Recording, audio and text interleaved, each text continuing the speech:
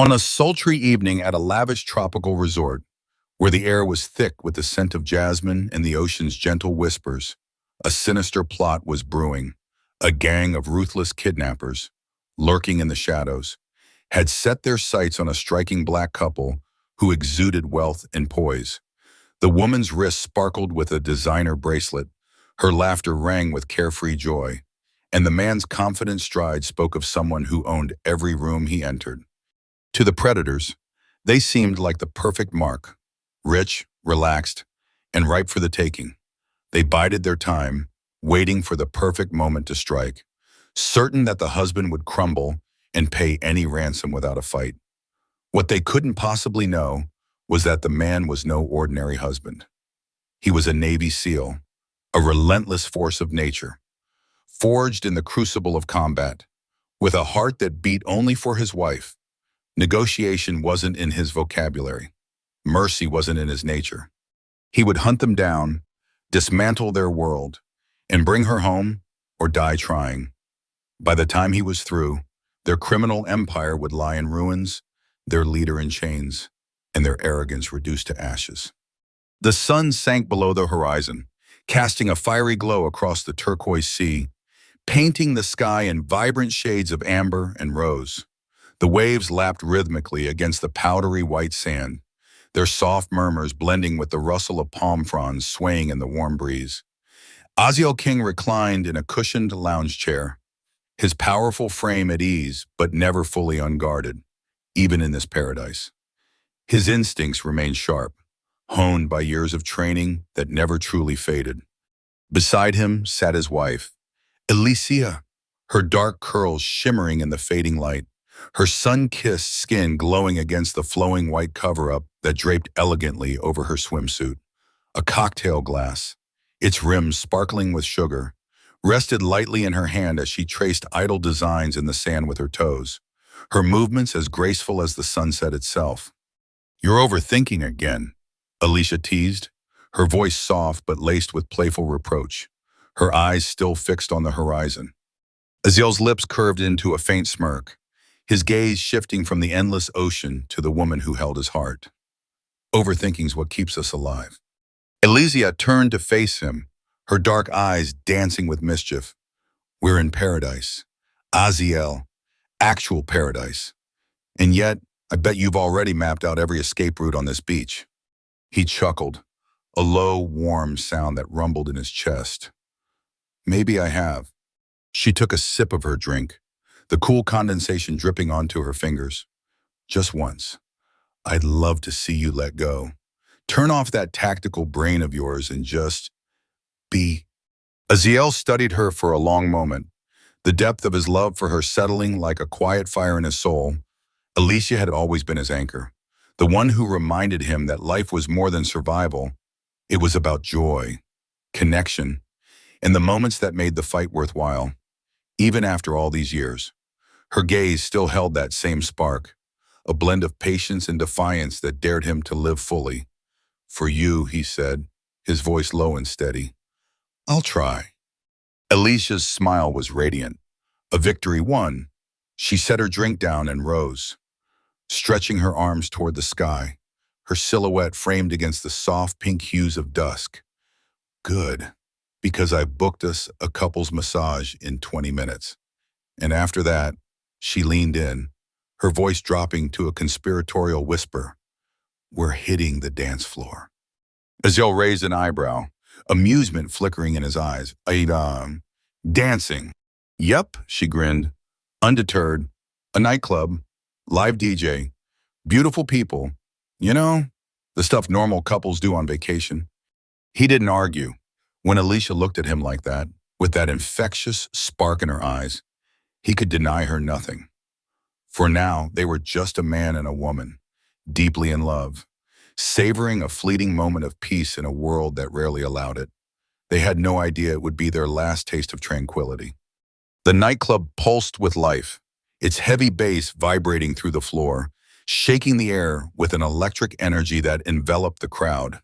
The scent of expensive cologne, sweet cocktails, and the faint tang of sweat mingled in the humid air, creating a heady atmosphere where inhibitions melted away. Strobe lights flashed in sync with the music, casting fleeting glimpses of writhing bodies and glittering jewelry. Aziel and Alicia moved through the chaos with an effortless grace, as if they were born for this world of luxury and rhythm. They had chosen this club deliberately, a place exclusive enough to feel special, but lively enough to feel free. Here, wow, they could be themselves, a black couple, unapologetically radiant, sipping their drinks without the weight of judgmental stares or whispered assumptions. Aziel's military training never fully left him. Even as he laughed with Alicia, his eyes instinctively scanned the room, noting exits, reading faces, sensing shifts in the crowd's energy. But tonight he forced himself to relax, to focus on the woman in his arms. Alicia was a vision, her deep brown skin glowing under the club's ambient lights, her fitted dress accentuating every curve with an elegance that turned heads. She didn't notice the attention, or if she did, she didn't care. Her eyes were locked on Aziel, her smile teasing as she leaned in close, her breath warm against his ear. "See, this isn't so bad." He smirked, his hands resting lightly on her waist. "I never said it was bad. I'm just reserving judgment." She rolled her eyes, her laugh bright and infectious, and pulled him closer as the music shifted to a slow, sultry beat. "Well, I'm making it my mission to ensure you never forget this night." Aziel didn't dance often, but for her, he did.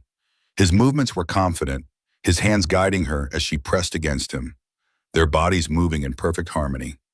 The world around them faded, the music, the crowd, the flashing lights, until it was just them, lost in each other. For the first time in years, Aziel wasn't calculating risks or planning contingencies. He was simply present, wholly hers. But they weren't alone. Across the room, 3 men sat in the VIP section, their drinks untouched, their eyes fixed on the couple. Jason Grimtaller, the leader, lounged in his seat, his cool, calculating gaze dissecting every detail. Ray Red Calloway, his enforcer, wore a twisted smirk, his scarred face betraying a hunger for violence. The third, Duke, swirled his drink with a sneer, his voice dripping with disdain. "They don't belong here," he muttered. "What are they trying to prove?" Red leaned forward, his eyes gleaming with malice. "Rich guy, throwing cash around like he's king. Look at his wife dressed like she's untouchable. Easy money." Grim remained silent, his mind working. He didn't care about their race or their story. He cared about the shimmer of gold on Alicia's wrist, the glint of diamonds at her throat, the unmistakable aura of wealth that clung to them. They were a payday, nothing more. "We follow them," he said finally, his voice low and deliberate. "Grab the woman. He'll pay." Red nodded, his grin widening. "Not yet. Let's wait for her to slip away." As if fate were conspiring against her, Alicia leaned into Aziel's ear, her lips brushing his skin.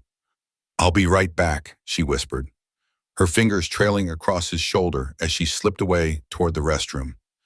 Aziel watched her go, his heart full, unaware of the danger closing in. The moment the bathroom door swung shut behind her, Red stood, his movements predatory. "Showtime," he growled. Grim sipped his whiskey, his eyes never leaving the crowd. They thought they had the upper hand. They thought they were the hunters. They had no idea who they were dealing with. Inside the restroom, the muffled thump of the club's music vibrated through the walls, a steady pulse that contrasted with the sharp scent of citrus soap and perfume. Alicia stood at the sink, reapplying her lipstick, her reflection radiant with the glow of a woman savoring a perfect night. She barely noticed the door creak open behind her, the sound drowned out by the distant bass. But something about the way it paused, half open, made her instincts prickle. The air shifted, heavy with an unspoken threat. Her eyes flicked to the mirror, and her breath caught. A man stood just inside the doorway, his posture too rigid, his gaze too focused. He wasn't moving toward the stalls or waiting for someone. He was watching her, his eyes cold and calculating. Alicia's heart kicked into overdrive, but she forced herself to stay calm.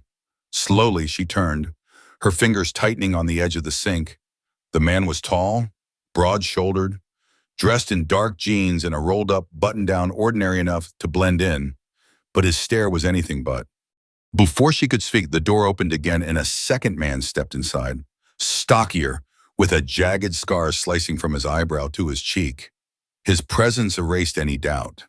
This wasn't a misunderstanding. Alicia's stomach twisted, but she kept her composure, her mind racing. She'd always been quick to read a room, and this one screamed danger. "Excuse me," she said, her voice steady, betraying none of the fear clawing at her chest. She reached for her clutch, slipping her fingers inside as if searching for something. "I was just leaving." The scarred man smirked, stepping forward to block her path. "Not yet," he said, his tone dripping with menace. Alicia's grip on her clutch tightened. The door was the only way out, and they were standing in her way. The music outside was too loud for anyone to hear her scream. Her heart pounded, but she refused to show weakness. She wasn't just Aziel's wife, she was his partner, his equal, and she'd faced challenges before. But as the men closed in, she knew this was a fight she couldn't win alone. What they didn't know was that Aziel was coming, and when he did, there would be hell to pay. Alicia's heart thundered in her chest, but her resolve was ironclad. She knew Ael would come for her, soon he always did. All she needed was to carve out enough time to keep herself in the game. "I don't know what you think you're pulling," she snapped, her voice sharp and laced with irritation, masking the fear that gnawed at her edges.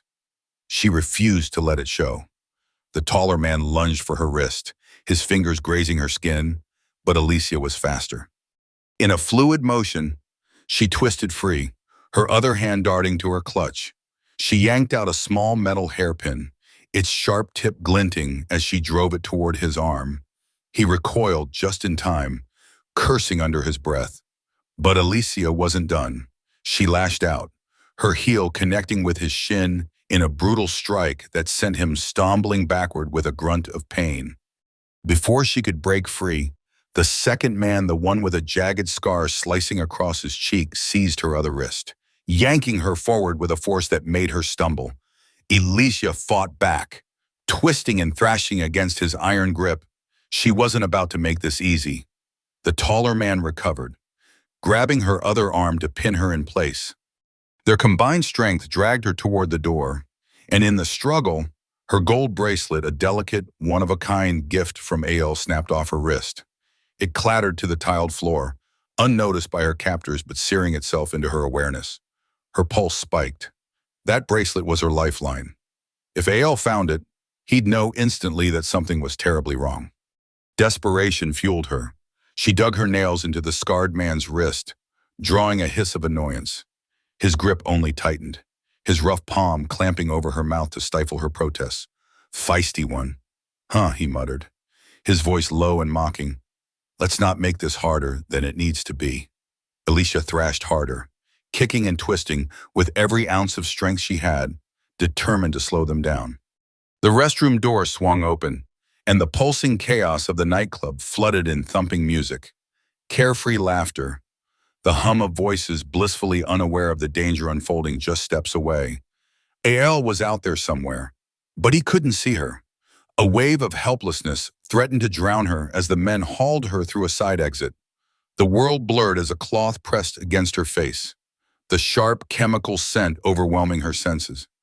Dizziness crashed over her, and the last thing she heard as the darkness swallowed her was the fading thump of the club's bass and the scarred man's low murmur, "He's gonna pay big for this one." Inside the nightclub, the energy was electric, the air vibrating with the relentless rhythm of the music. Neon lights pulsed across the crowd and in hypnotic waves, casting fleeting shadows over the dance floor. Ael stood near the edge of the chaos, his sharp eyes scanning the sea of faces.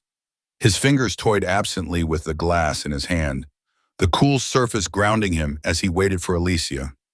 She'd slipped away earlier, a brief absence that hadn't raised any alarms at first. It was just part of the night's rhythm. She'd be back soon, her laughter bright and her presence magnetic. As always, he trusted her strength, her ability to handle herself. But as the minutes stretched on, longer than they should have, a subtle unease began to coil in his gut. It was a familiar sensation, one honed by years of instinct overriding logic. A glance at his watch confirmed it. Too much time had passed. Setting his drink down, AL moved through the crowd with purpose. His expression calm, but his senses razor sharp. He wove through the throng, scanning every face, every shadow, his mind already calculating possibilities. He headed toward the hallway leading to the restrooms, his steps measured but deliberate. There was no panic, no wild assumptions, just the creeping certainty that something was off. His instincts, forged in the crucible of combat and survival, were rarely wrong. As he entered the dimly lit corridor, the pounding music softened, muffled by the thick walls. A group of women passed by, their laughter light and carefree, their presence utterly ordinary. But Alicia's absence was anything but. His eyes swept the floor out of habit, and something caught his attention, a faint glint of gold near the women's restroom entrance. His steps slowed and he crouched, fingers closing around the object. The weight was instantly familiar, and his heart lurched. It was Alicia's bracelet, the one she never took off, the one that had rested against her wrist just hours ago as they danced, her warmth lingering against him.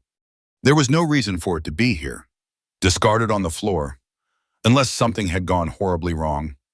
Rising, he slipped the bracelet into his pocket, his face a mask of composure, though a storm was brewing beneath the surface. He pushed open the restroom door, ignoring the startled glances of the women inside.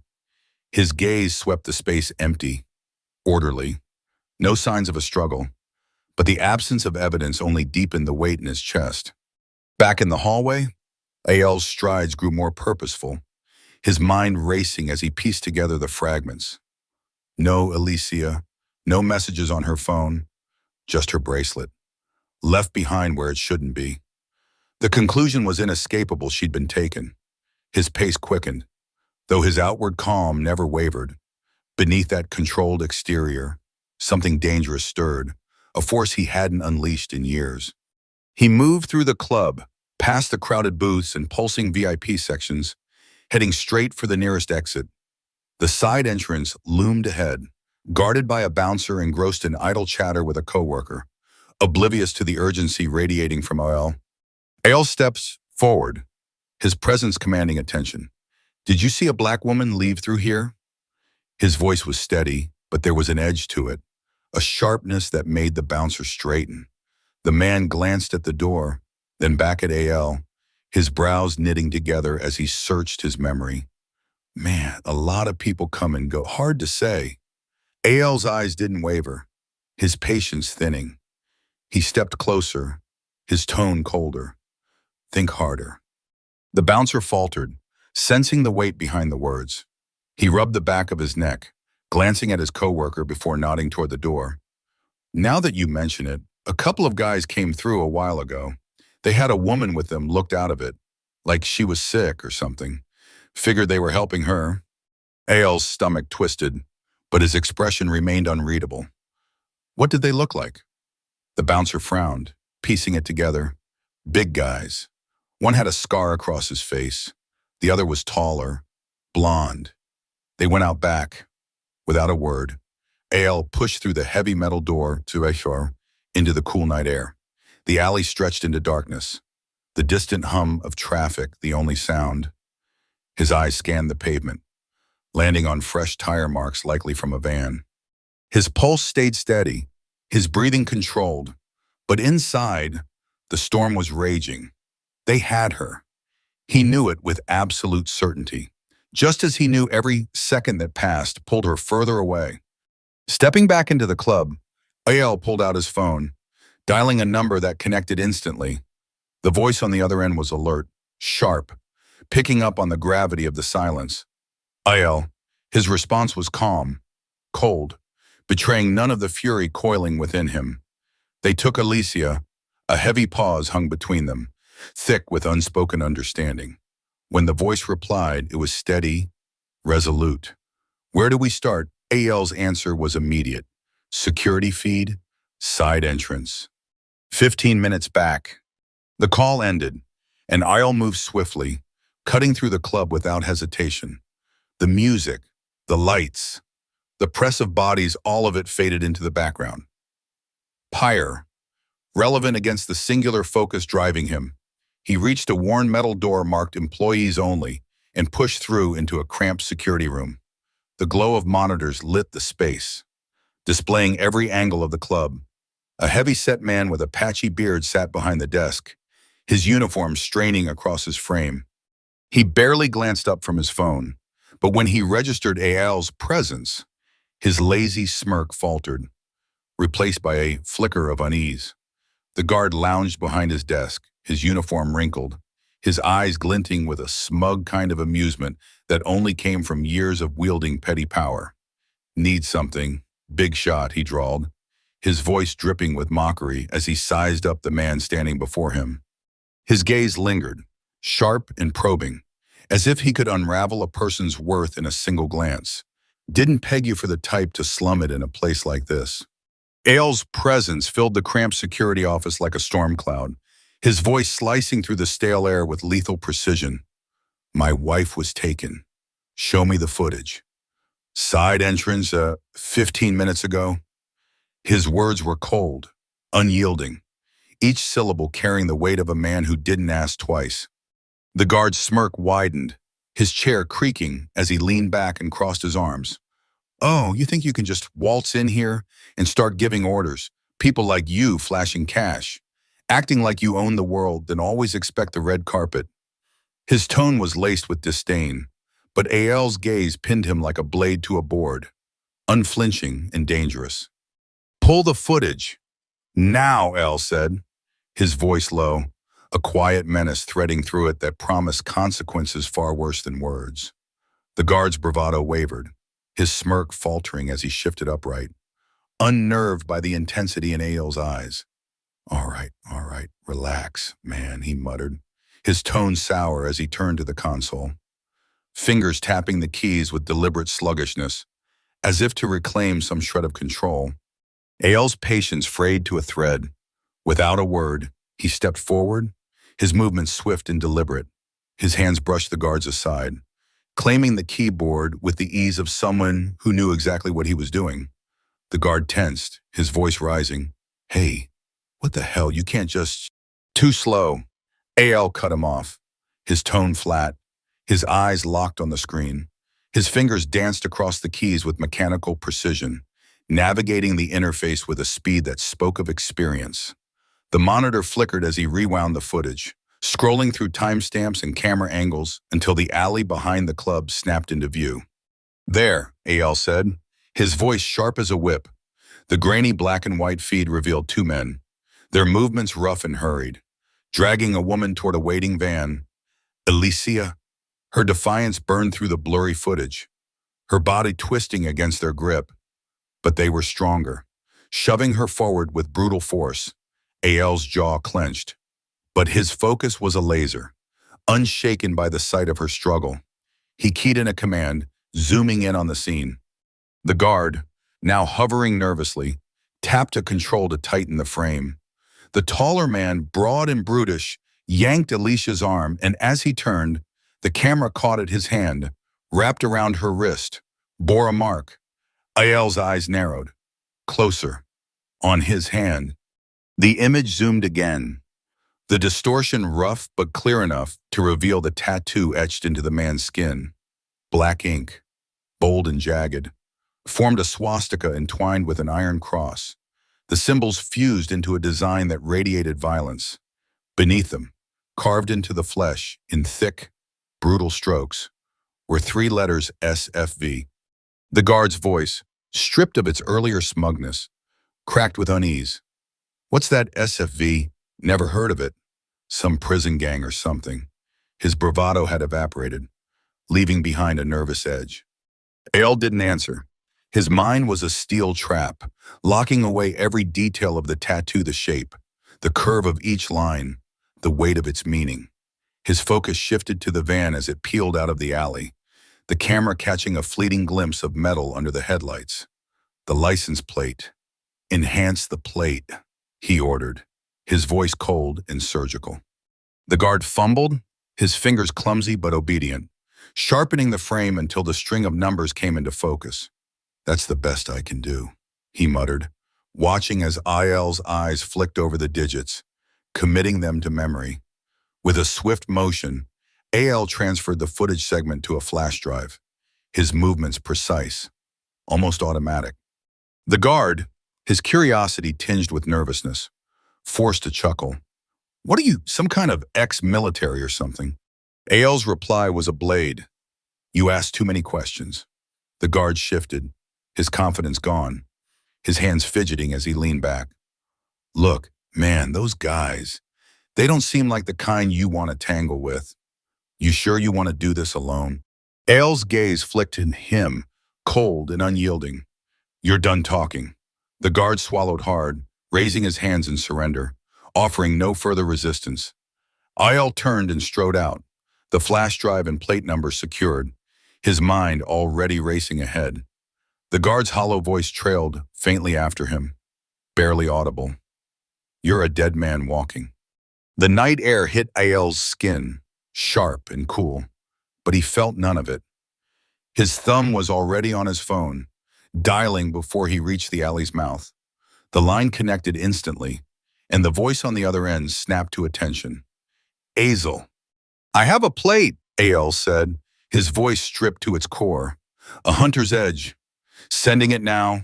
Man, bald, hand tattoo, swastika, and iron cross. 3 letters, SFV. The voice on the other end stiffened. SFV. Never heard of them, but I'm running the plate and the mark now. Give me a few. Ale's eyes traced the faint skid marks where the van had torn away. His body still, but his blood burning. Make it fast. On it came the sharp reply, and the line went dead. The alley fell silent. The city's hum, a distant pulse. El King was on the hunt, and he would follow the trail until nothing remained but ashes. The rail yard loomed in the distance, its steel skeleton groaning faintly under the weight of the night. Ale moved through the shadows, his phone gripped tightly, its dim light guiding his path. The plate number and the sparse details from the van were already being dissected by the only person he trusted to deliver answers fast. The seconds stretched like wire, taut and unforgiving, until his phone buzzed again. I got something, the voice said, sharp and urgent. Plates cold scraped after they dumped the van, but I ran the chassis number through deep scans, traced it to a rental, stolen 2 days ago. That van's a ghost now, but there's more. Ale's pace didn't falter, his eyes scanning every shadowed corner. Go on. Ran the tattoo. SFV stands for Searching for Victims. They're not big, but they're vicious, small, connected, known for high-value kidnappings and executions. Freelancers, no rules, just profit. They hit fast, get paid, then vanish. Nobody's seen their faces and lived to tell. Ale's voice was ice, steady and unrelenting. Where do they go after a hit? A faint tap of keys came through the line. No known headquarters. They move like wolves, but they've used warehouses, meatpacking plants. I cross-checked recent power surges near your area, got one spike at an old meat plant near the rail yard. Could be nothing. Could be them. Only anomaly for miles. Ale's jaw tightened. That's them. The voice hesitated, then pressed on. Ale, these guys, when they take someone, it's not just about money. They want to break you. They pick their targets carefully. They chose you. Ale's reply was a shard of ice. Then they chose wrong. Before the call would send, his phone buzzed again, a second line. Unknown number. A slow, cold fire ignited in his chest. He accepted the call, his voice dropping to a lethal edge. Speak. The line crackled, and a voice, smug and thick with amusement, oozed through. Ale King, you're quicker than I expected. Most men would still be chasing their tails, but you're already knocking on our door. Impressive. Ale's voice was flat, deadly. Where is she? A low chuckle, slow and mocking, straight to the point. I like that. But here's the deal: you want your wife back. You pay $20 million. No tricks, no cops. You've got 48 hours. Ael's fingers tightened around the phone, his tone steel. You're making a mistake. The voice sharpened, the amusement thinning. No, King. You're the one who will be making a mistake if you don't play by the rules. We know who you are. We know what you've done. This isn't your battlefield. It's business. You pay. You get her back. You don't. Well, let's not make it messy. El's reply was a command. Put her on. A pause, then static, followed by a sound that sent his pulse into a controlled burn. Alicia's voice, sharp but unbroken. Oh. The pressure in his chest coiled tighter, but his voice was a lifeline, steady and strong. I'm here. I'm all right, she said, her words quick and urgent. Don't. The line shifted, and the man's voice returned, thick with mockery. That's enough. See? She's breathing. But if you want her to keep doing that, you move fast. 48 hours. King. Tick-tock. Ael's voice, cold as death. Slip through. Enjoy your time with her. You don't have much left. The line went dead, the silence that followed heavy and suffocating. Ael's phone dropped from his ear, and for a fleeting moment, the world narrowed to the pounding of his pulse. Then he moved, his thumb reconnecting with his contact. They made contact. 20 million, 48 hours. They're holding her at the meat plant. The voice came back, edged with urgency. You sure? Ael's voice was final. They just confirmed it without knowing. Cross-reference all traffic cams from the last hour. Find me a path. The line hummed with purpose as Ael moved through the shadows, the rail yard's steel bones creaking in the distance. The hunt was on, and nothing, not time, not fear, not the men who thought they held the upper hand, would stop him from bringing Alicia home. The night was heavy, pressing down on Azel with a silence that felt like the world holding its breath before a storm.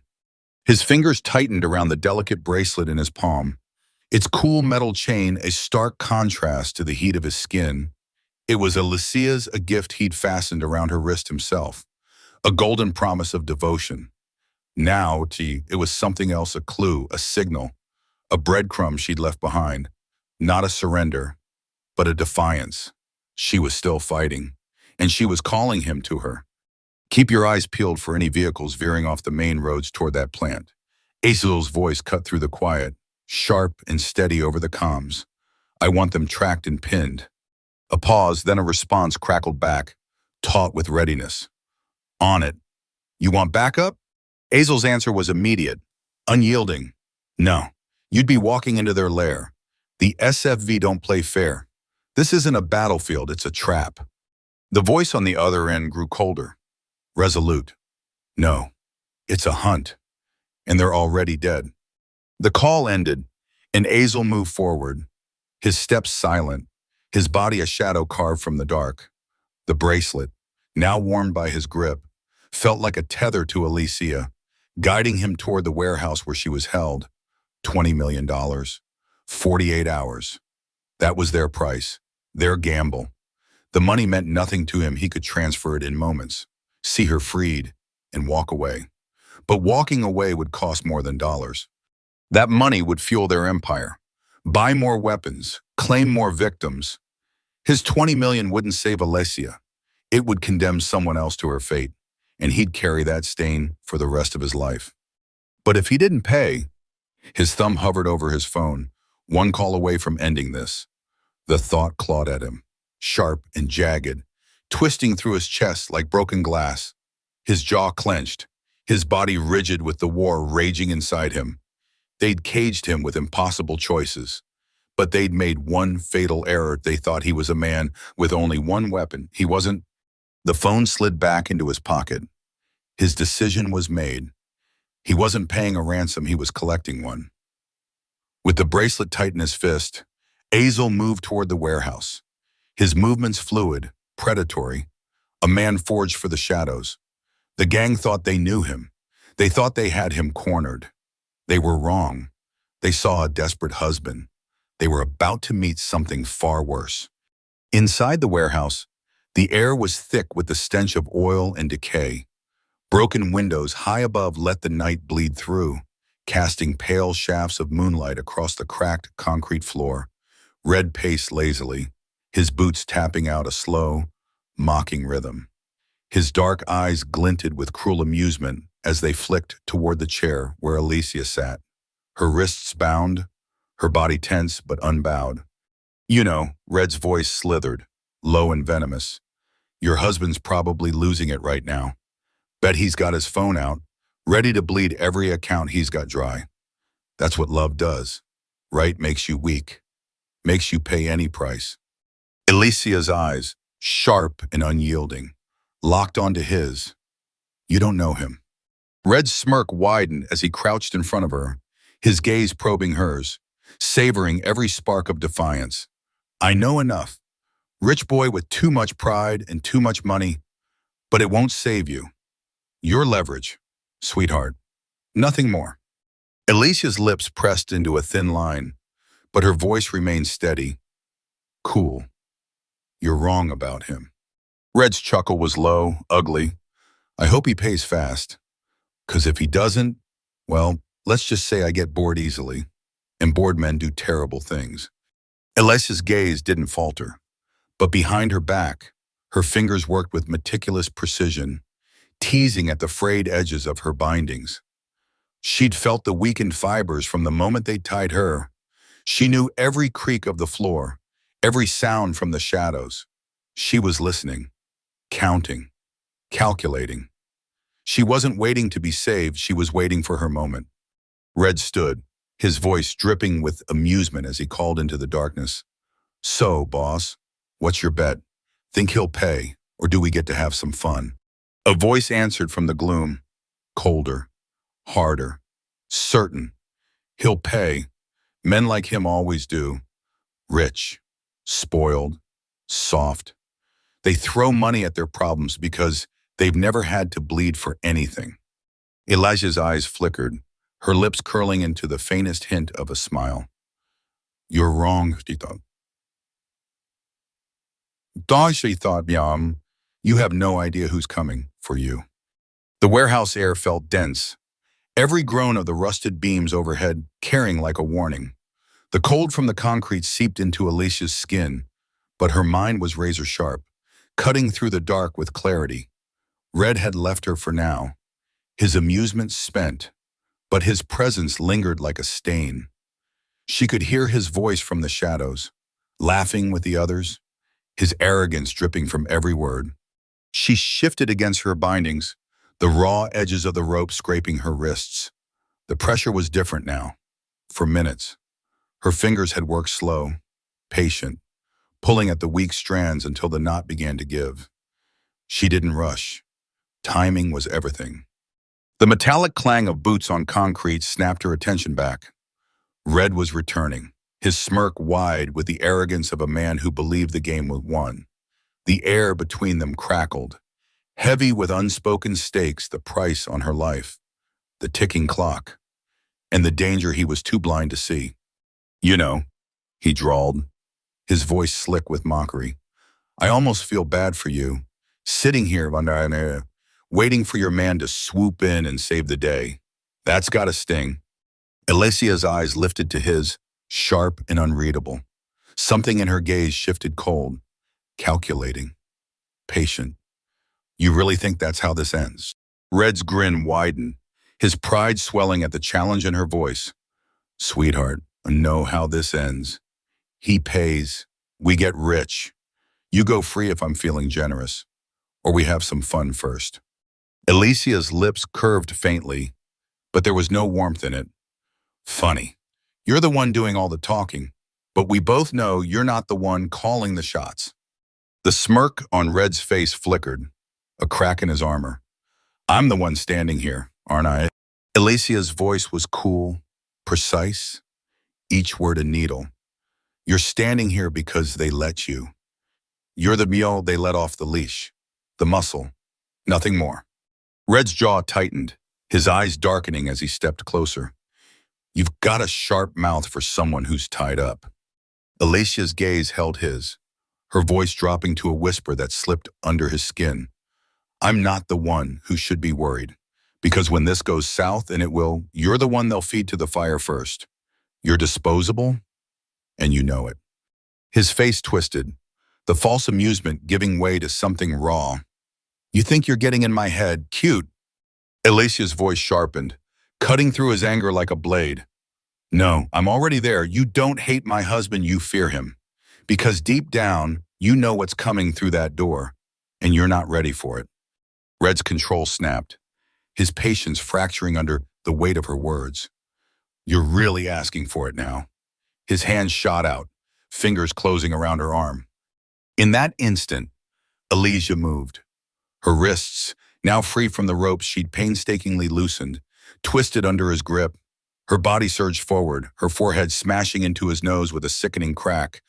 Blood sprayed as Red reeled back, cursing, his hands flying to his face. Alicia didn't hesitate. She launched from the chair, her shoulder driving into his ribs. The impact sent them both crashing to the floor. Red hit hard, his breath exploding from his lungs in a ragged grunt.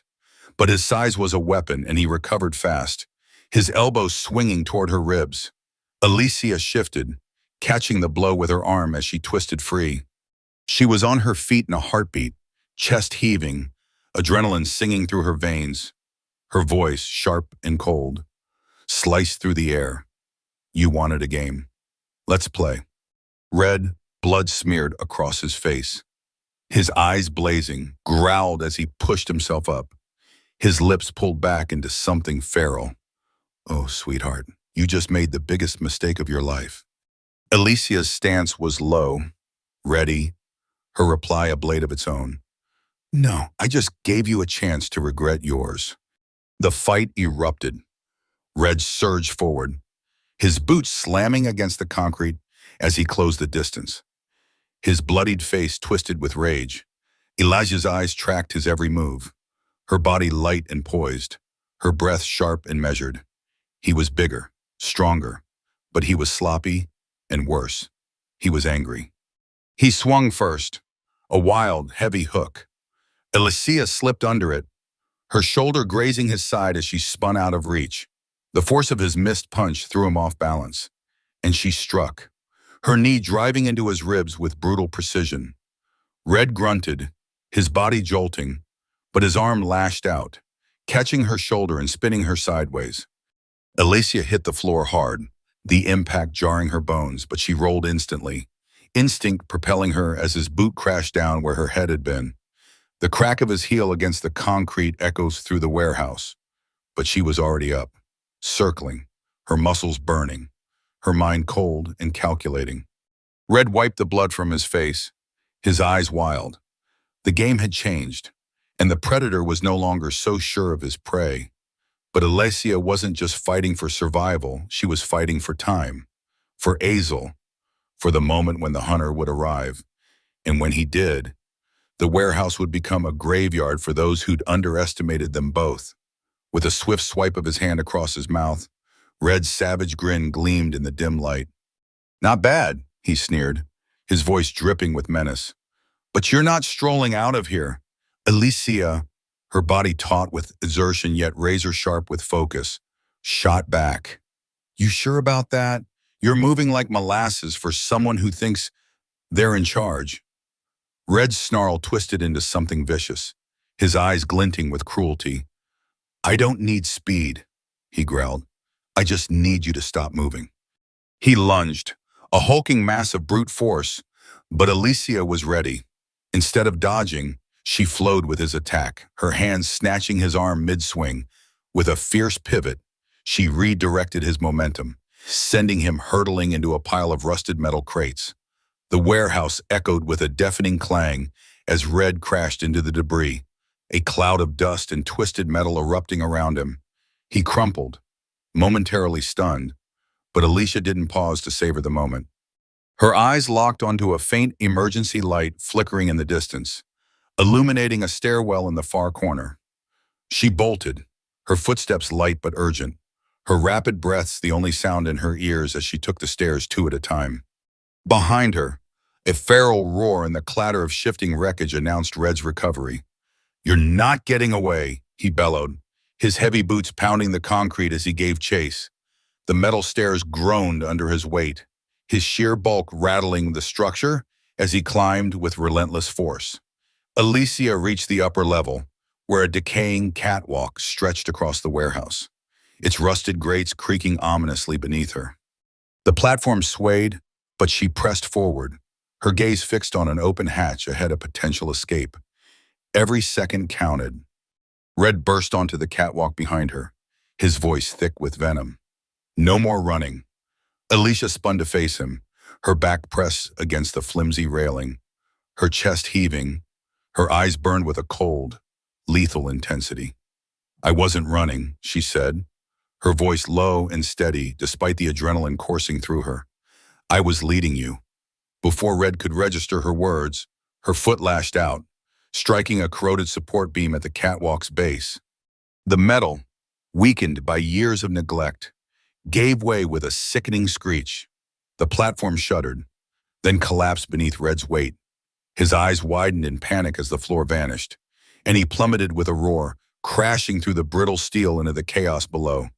The impact was a jarring symphony of twisting metal and splintering crates, followed by an eerie silence broken only by Red's ragged, pained breaths from the wreckage.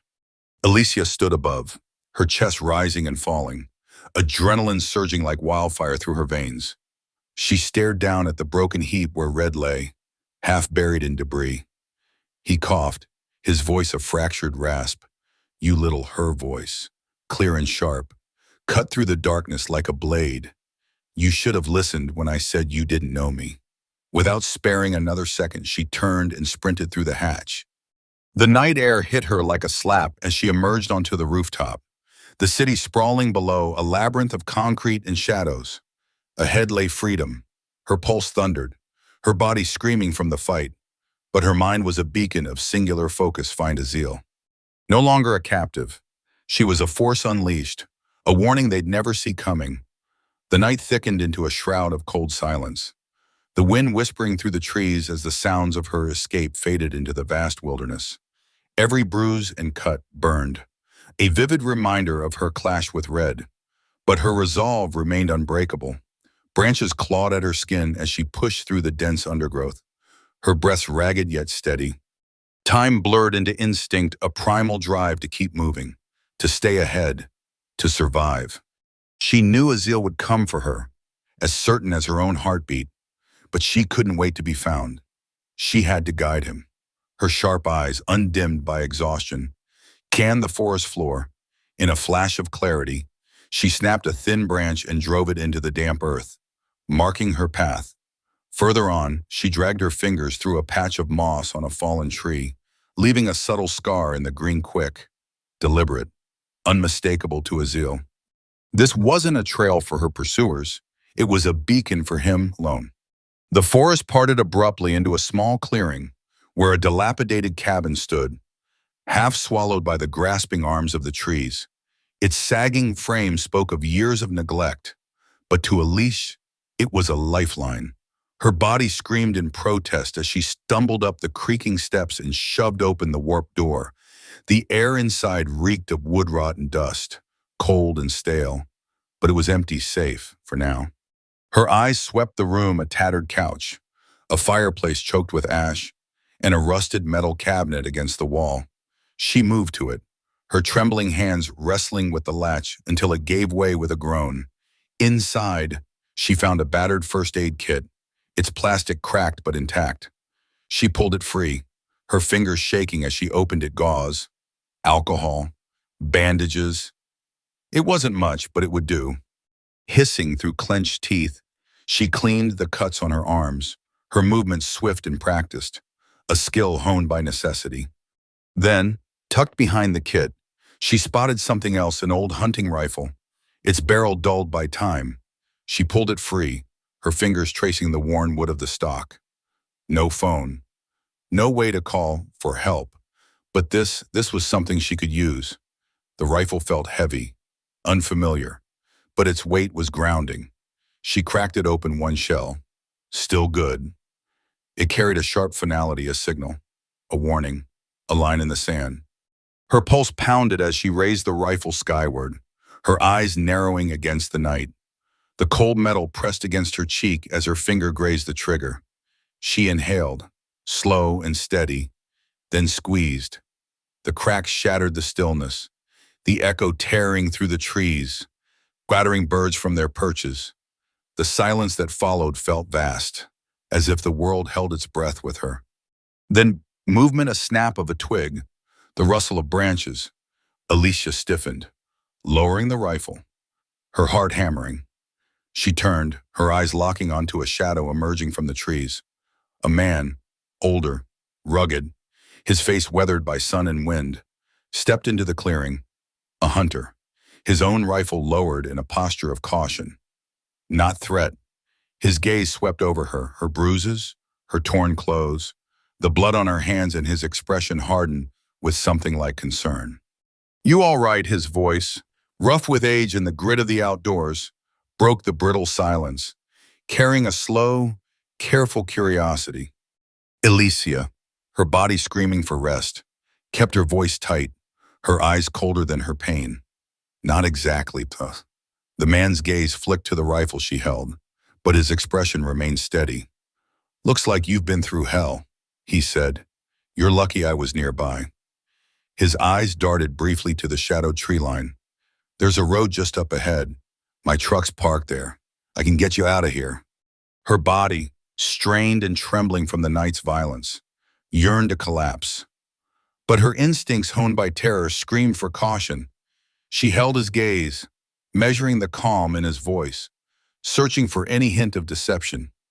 Finally, her voice emerged, low and laced with warning. "You've seen them, haven't you?"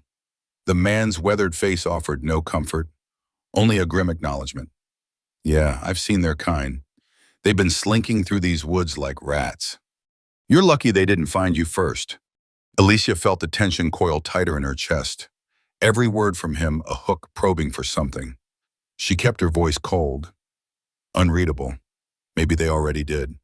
The man's lips twitched, not quite a smile, more a shift in the lines of his face. "Well, you're here and they aren't. Let's keep it that way." The wind sliced through the clearing, stirring the leaves into a dry whisper. Alicia's ribs ached with every breath, her body pleading for safety, yet her instincts raw, bruised, but unshaken kept her on edge. She saw nothing certain in his face, only the stillness of a man waiting for her to decide. Her trembling fingers loosened slightly on the rifle, though the fire in her voice remained. "All right, lead the way." The old truck rumbled along the dirt road, its engine a low growl against the vast silence of the night. The interior smelled of earth and worn leather, the cracked window letting in a bitter chill.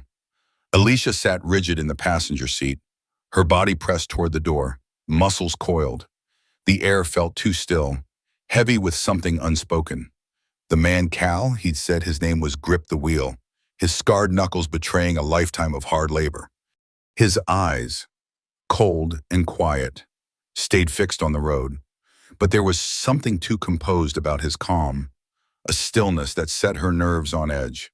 The silence between them stretched taut, broken only by the low hum of the engine, as the truck carried her deeper into the unknown. The engine's low rumble filled the night, a steady drone undercut by the crunch of gravel as the truck wound through the desolate road. Alicia sat stiffly in the passenger seat, her gaze fixed on the void beyond the windshield, until a glimpse of the driver's hand on the wheel yanked her focus. His worn jacket sleeve had slipped, and in the dashboard's faint glow, a mark on his skin stopped her breath. Her chest tightened, the air turning icy and thin.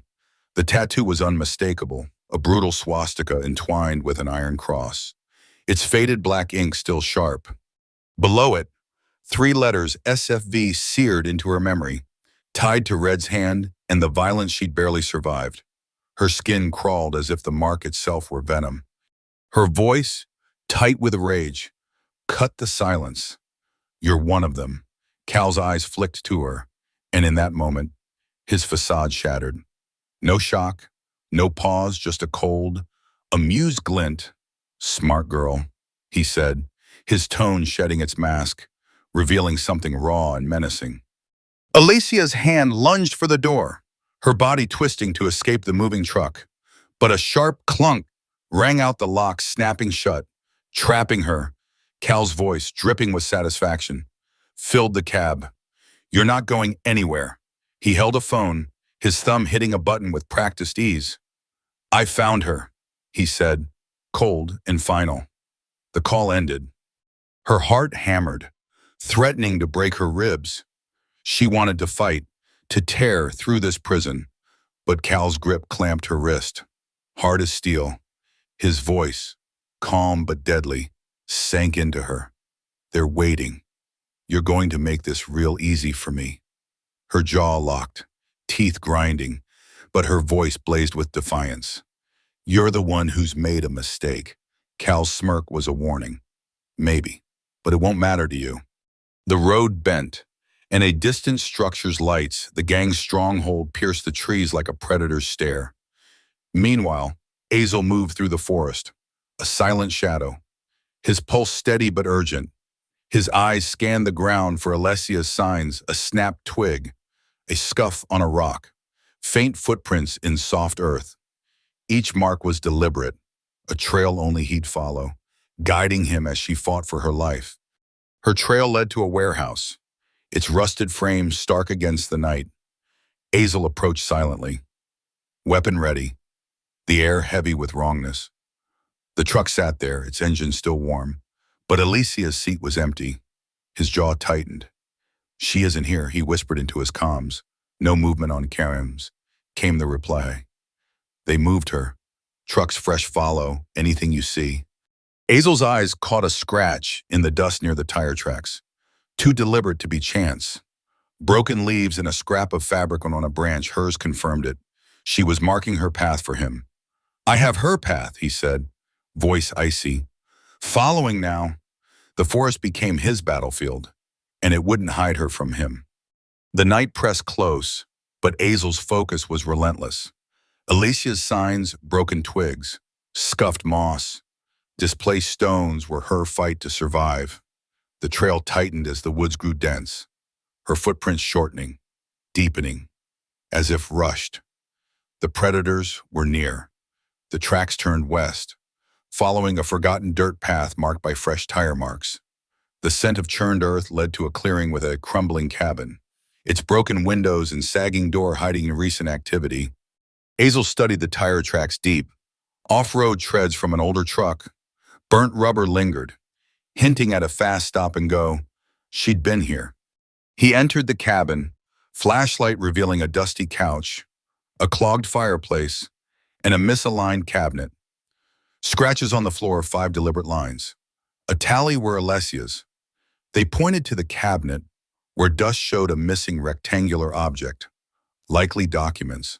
A piece of duct tape bore her fingerprint. She'd found something vital, and they knew it. Her escape attempt ended at the door, where her small footprints met larger ones, the hunters. Azel recalled Cal's voice from the intercepted call. Under the couch, a rifle casing from Blackthorn Munitions, linked to SFV, glinted. Near the door, a boot print with a triangular cut matched the alley where she was taken. Outside, the truck's tracks headed north, and a shard of glass with a blood smear lay beside them. The air was thick with the scent of dust and decay, clinging to the blood that speckled the cabin floor. A.L. stood frozen, his heart pounding as the truth crashed over him like a tidal wave. She hadn't just broken that glass in a moment of desperation, she'd done it with purpose, leaving a breadcrumb trail meant for him. Every instinct in his body surged to life, screaming at him to move, to act. Alicia wasn't just surviving out there in the wilderness. She was leading him to her. His hand pressed against his comm device, his voice a low, dangerous growl. "I've got her trail. She's left me a path." The response crackled back, sharp and urgent. Which way? A.L.'s eyes traced the glinting shards of glass, their jagged edges pointing toward a narrow gap in the towering trees ahead. "North," he confirmed, his voice steady as stone. "Old lumber mill, 2 miles out, power grids showing activity could be their base. His pulse slowed, his mind sharpening to a razor's edge as he locked onto the faint impressions of her footsteps fading into the distance. "She knew I'd follow," he murmured, the words barely a whisper as the forest seemed to pulse around him, alive and watchful. Each step through the dense wilderness felt like a communion with the earth itself. The cold air bit at his lungs, heightening his senses as he followed the signs Alicia had carved into the world. Broken branches, scraped bark, faint disruptions in the moss, they were her language. One she knew he'd decipher. Every clue was a testament to her fight, a signal that she was still out there, still resisting. The forest wrapped around him, its shadows both ally and adversary, guiding him deeper into the unknown. A sudden vibration in his pocket jolted him, stopping him mid-stride, his breath caught, his hand diving into his jacket to retrieve the phone. The screen glowed with an unknown number, the same one that had turned his world to ash days before. When he answered, the voice on the other end slithered through, low and mocking, dripping with cruel amusement. Well, aren't you the devoted husband?" A.L.'s jaw tightened, his pulse hammering like a war drum. "Where is she?" he demanded, his voice a blade. The voice chuckled, the sound oily and venomous. "Your wife's a real firecracker. You know, slipped away from us for a bit, quite the show. Almost made me proud. But," the voice paused, savoring the cruelty, "we caught her again. She wasn't too happy about it." A.L.'s grip on the phone tightened, the plastic groaning under his fingers. "Let me talk to her," the voice hummed, feigning thoughtfulness. "Talk? No, she's resting now. I had to calm her down after her little stunt, but don't worry, she's still breathing. For now." A dull ache throbbed behind A.L.'s eyes as his mind raced, painting vivid, torturous images of what calming her might mean. He shoved the rage down, locking it behind a wall of icy focus. "What do you want?" The voice didn't hesitate. "You know what we want." A faint beep interrupted, and a notification flashed on his screen. A.L. lowered the phone, his thumb hovering over the message. A wire transfer request stared back at him, the number beneath it chilling the night air. $50 million. The voice returned, smug and unyielding. "Price just went up. She made things messy. So now you pay for the trouble, Dassault." A.L.'s teeth ground together, pain flaring in his jaw. $50 million is a mistake." The voice laughed, cold and sharp. "Oh, we know you can afford it. Mr. King, those offshore accounts of yours are plenty deep. And here's the kicker, you've got 12 hours. Less if she keeps pulling her tricks." The tone hardened, all pretense gone. "No more warnings. Pay, or she dies. And this time, she won't get the chance to run." The line went dead. A.L. stood motionless, the phone's weight heavy in his hand. The forest around him seemed to hold its breath, the air thick with the echo of those words. She had escaped. She had fought her way free, if only for a moment.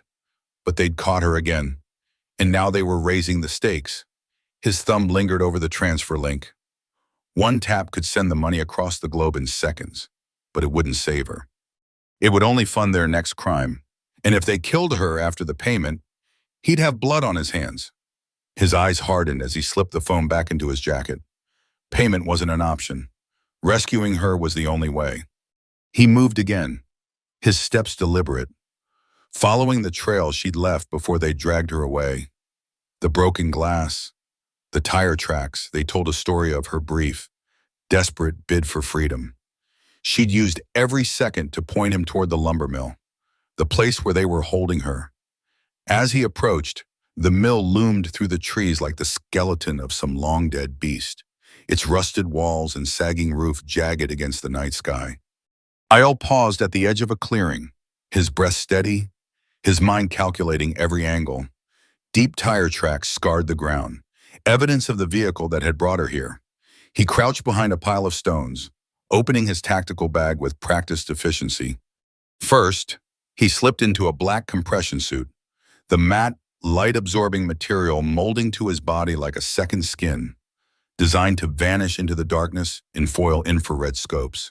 He strapped on his equipment belt, a carbon fiber knife at his thigh, a suppressed sidearm at his hip. His gloved fingers checked the weapon slide and the magazine's weight loaded. Ready. Night vision lenses clicked into place over his eyes, transforming the world into shades of green and shadow. The mill's faint interior lights glowing like beacons. His breath slowed, his senses sharpened, and the predator within him awoke, cold and merciless. The mill's perimeter was laughably lax, 3 rotating cameras, their cycles predictable and sloppy. Eyal studied their rhythm, timing the intervals with precision, 2 seconds of darkness in each sweep. That was his window. His voice murmured into his comm, low and frigid. Perimeter assessment complete. Single guard at the entrance. Cameras with 2-second blind spots. Moving in. A crackle came back. Backup inbound. Eyal's response was iron. No backup. This is mine. He moved. Each step timed to the camera's rotations, his body flowing through the shadows like a specter.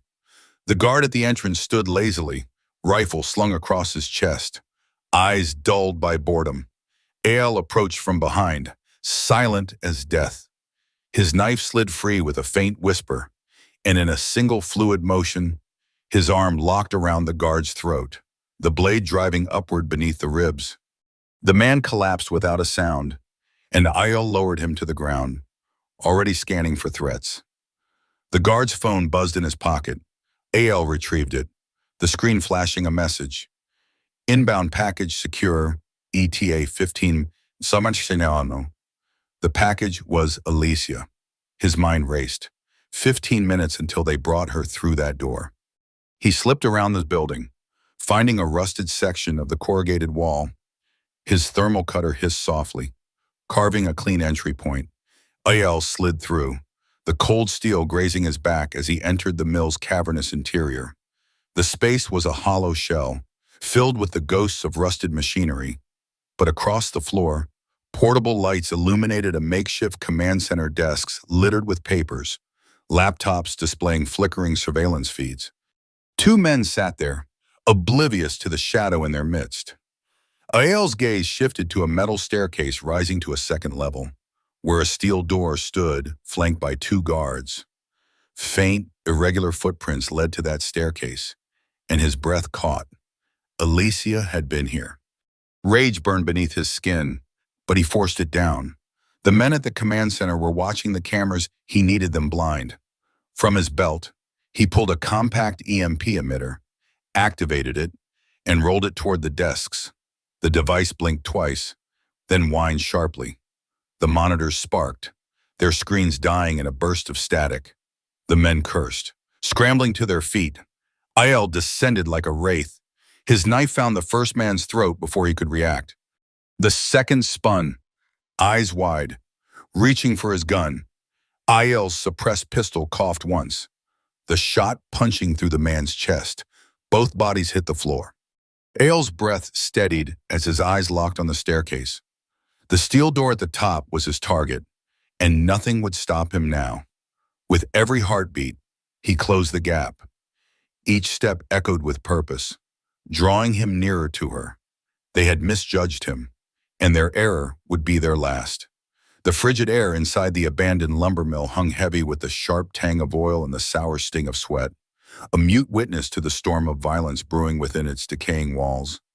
Eyal glided through the shadows, a predator honed by instinct, his breath steady and deliberate as he traced the faint trail Alicia had left behind.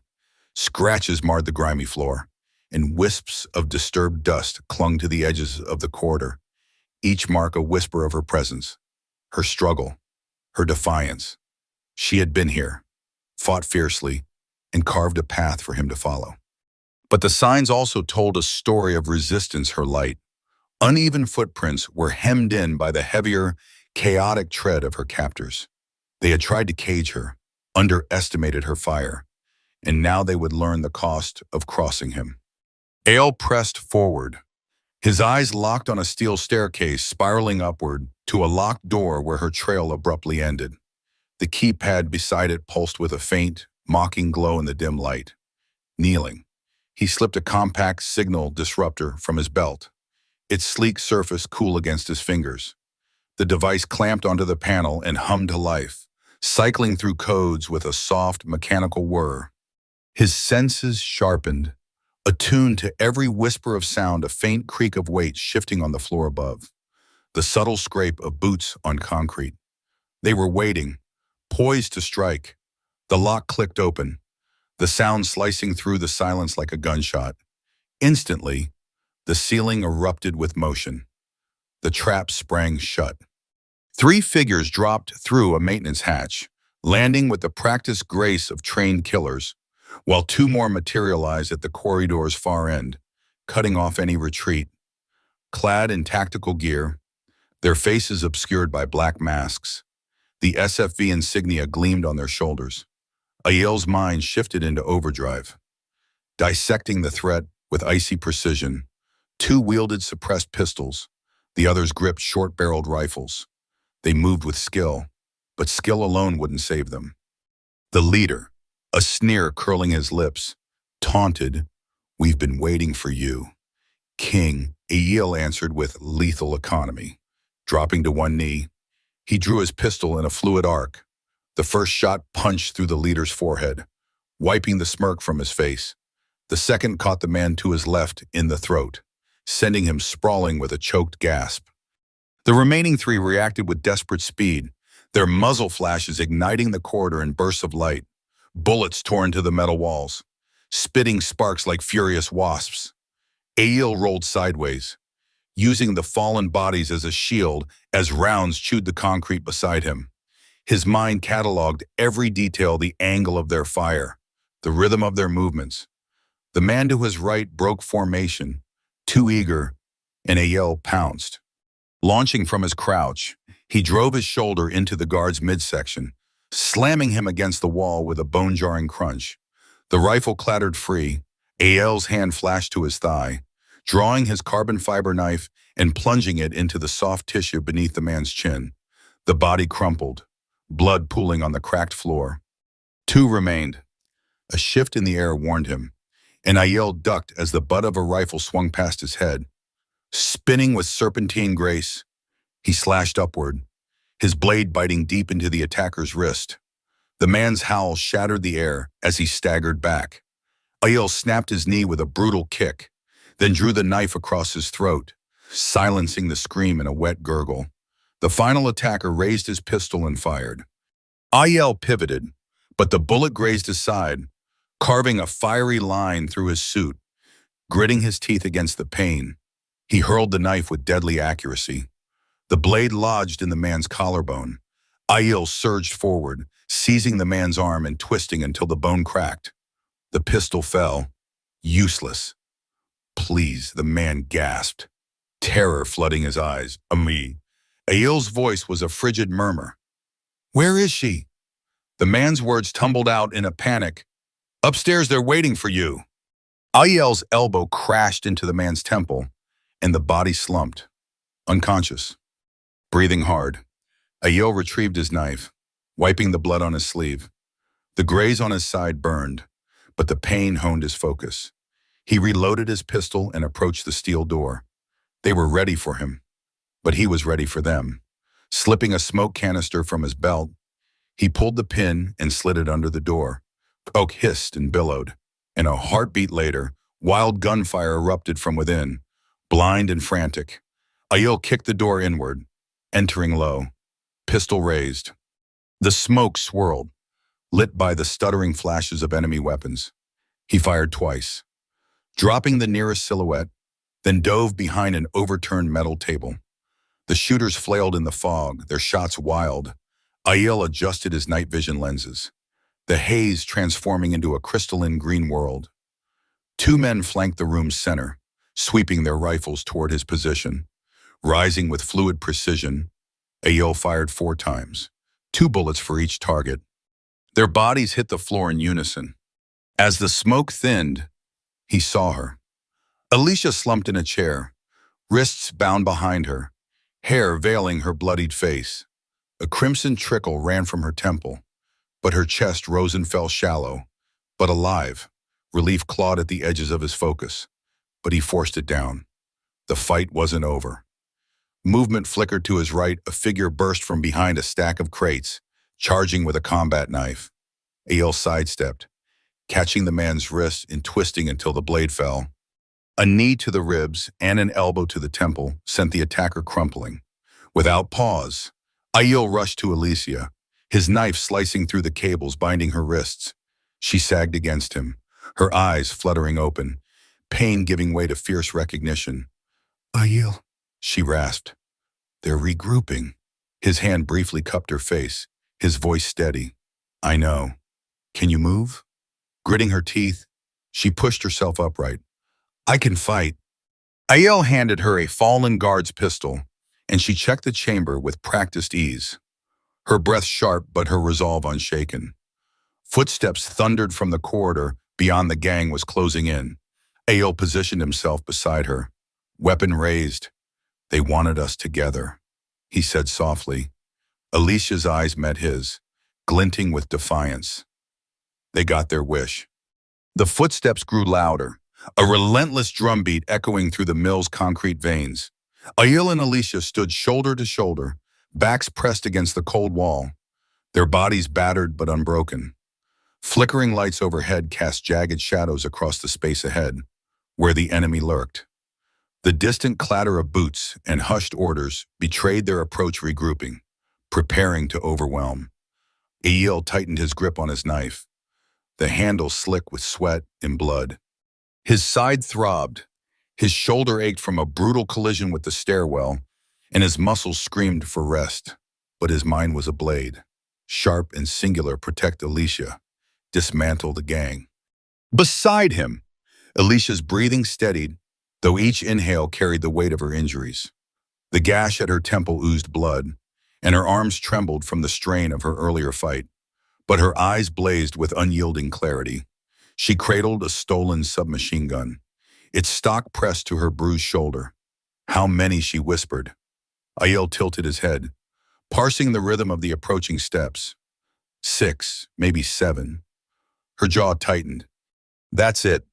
His lips twitched, a ghost of a smile. "Easy night." The faint humor steadied them, a fleeting anchor in the storm. A shadow moved into the corridor ahead, cautious, weapon raised. Aiel and Alicia melted into the patchwork shadows, the flickering light cloaking their forms. Aiel's muscles coiled as the man crossed the hallway's midpoint.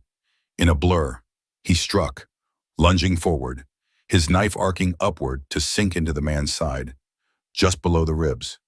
The man's eyes widened, mouth opening to scream, but Aiel clamped a hand over it, twisting the blade with surgical precision.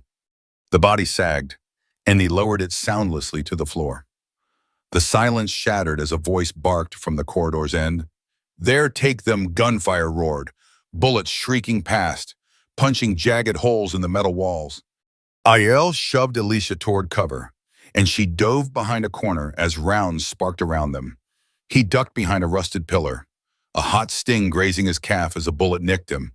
The gang advanced in a staggered line, 3 pushing forward, guns blazing, while 2 flanked from the side. Alicia rose, her submachine gun spitting controlled bursts. The first caught an attacker in the thigh, dropping him with a guttural scream. Aiel leaned from behind the pillar, his pistol barking twice, each shot finding its mark. The corridor became a chaotic symphony of gunfire, sparks, and blood. But Aiel and Alicia moved as one, their every action synchronized, their resolve unbreakable. The enemy had wanted them together, and now they would face the consequences. The second explosion sent the group scrambling, their formations splintering under the deafening blast. "Flank left," she yelled, her voice cutting through the chaos. Azil reacted without hesitation, spinning toward the left corridor. In the dim light, he caught a glimpse of a figure darting into the shadows, trying to slip around their defenses.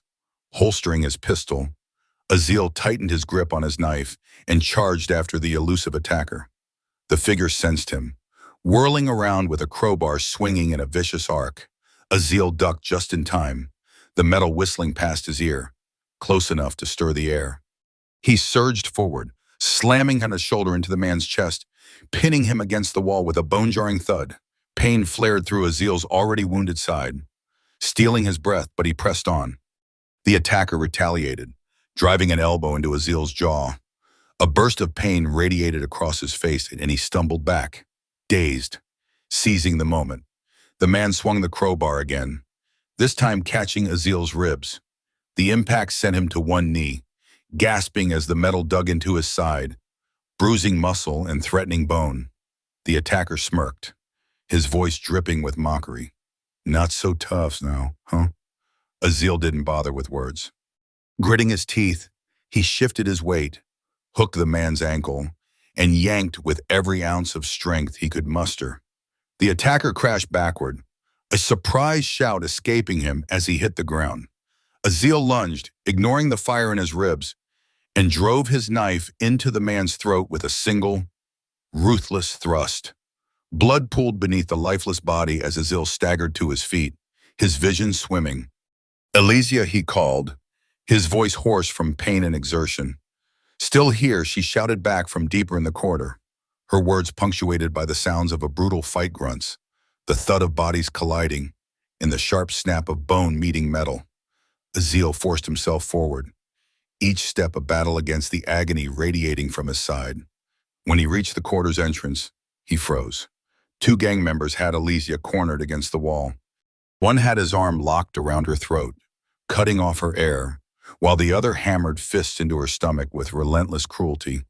Elysia's face contorted in pain, but her eyes blazed with defiance. As the next punch came, she twisted her hips, hoisted her legs, and clamped them around the attacker's neck. With a fierce wrench, she dragged him to the ground, his skull cracking against the concrete with a sickening sound. The man choking her faltered, caught off guard by her sudden counterattack. Elysia seized the opportunity, slamming her elbow into his ribs and dropping low to break his hold. The moment her feet hit the ground, she rolled, snatching the fallen attacker's knife. In one fluid motion, she drove it into the second man's thigh, then spun, slashing across his throat as he collapsed. Azil's heart swelled with pride, even through the fog of his own pain. For a fleeting moment, the corridor fell silent, save for the ragged sound of their breathing and the bodies littering the floor. Elysia wiped blood from her split lip, wincing. "Please tell me that's the last of them," she said, her voice strained but resolute. Azil shook his head, nodding toward the loading dock. "Not yet. They'll regroup in the control center." Her fingers tightened around the stolen knife. "Then let's end this." Azil tapped his earpiece, the signal weak but holding. "Most hostiles down. Moving to the control center," he reported. A voice crackled back. "Copy. Heads up, we intercepted a transmission. The boss is still there. He's not running." Azil exchanged a glance with Elysia, her lips pressing into a grim line. "Good," she said, her voice low and dangerous. "We owe him a visit." Battered but unyielding, they pressed toward the control center. The air inside the abandoned mill grew heavy, thick with the stench of smoke and blood. The distant crackle of flames from burning crates provided a haunting backdrop to the bodies strewn across the concrete. The gang's numbers were dwindling, but the real threat still loomed behind the steel doors of the control center. Azil's hand rested lightly on his injured side, his breathing shallow but disciplined. Each step sent a fresh wave of pain coiling through his ribs, but he embraced it. Pain sharpened his focus, kept him grounded. Elysia moved beside him, her grip steady on a scavenged submachine gun. Bruises bloomed along her jaw, and a streak of blood trailed from a cut on her temple, but her eyes remained razor-sharp, locked on the path ahead. They paused just outside the control center's reinforced double doors. Azil crouched, scanning the floor. The dust revealed fresh boot prints, heavy, deliberate, leading inward. The leader hadn't fled. He was waiting. Elysia knelt beside him, her breath quick and shallow. "He's baiting us," she whispered. Azil nodded faintly. Once as funneled through the door, her fingers tightened around her weapon. "What's the plan?" Azil studied the doors, solid steel. Mechanical lock. No visible electronics. No cameras overhead, or at least none he could spot. His gaze swept the walls, searching for hidden traps, and landed on a faint glimmer in the floor just beyond the threshold, a pressure-activated strip. Explosives, he muttered. They want us to walk right into it. Alicia's eyes traced his line of sight. So we go around, no, Azil said, his voice steady. We make them think we did. Her brow furrowed, but Azil was already tapping his comm device, switching to an open frequency. His voice rang out, crisp and commanding. Target secured. Preparing for extraction. Deploying charges for breach in 60 seconds. He cut the transmission and dropped to a whisper. They'll intercept that and think we're going loud. Alicia's eyes lit with understanding. So they'll pull back from the door to brace for an explosion. Azil gave a faint nod, and we slip in quiet. He pulled a small fiber optic camera from his belt, unspooling it along the floor and sliding the lens under the door.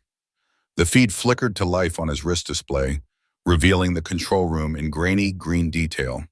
3 figures moved inside, 2 with rifles, repositioning near the back wall, and 1 in the center, calm and motionless, overseeing the preparations.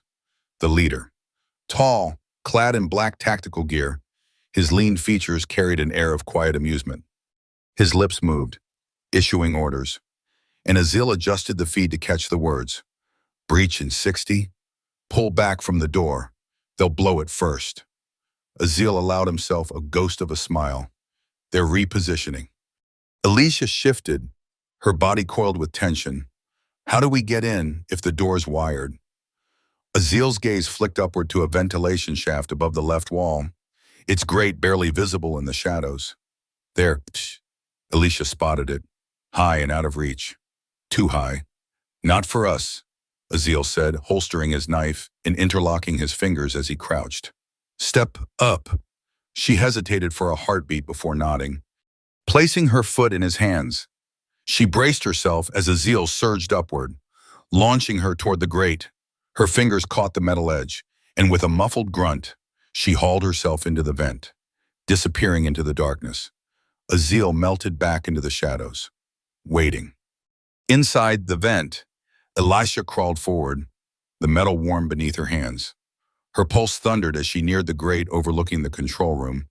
Below, the 2 guards stood near the back wall, rifles trained on the door.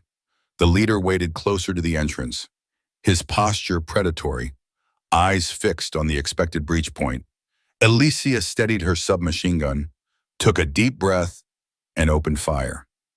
Bullets tore through the grate, showering the room with sparks and debris.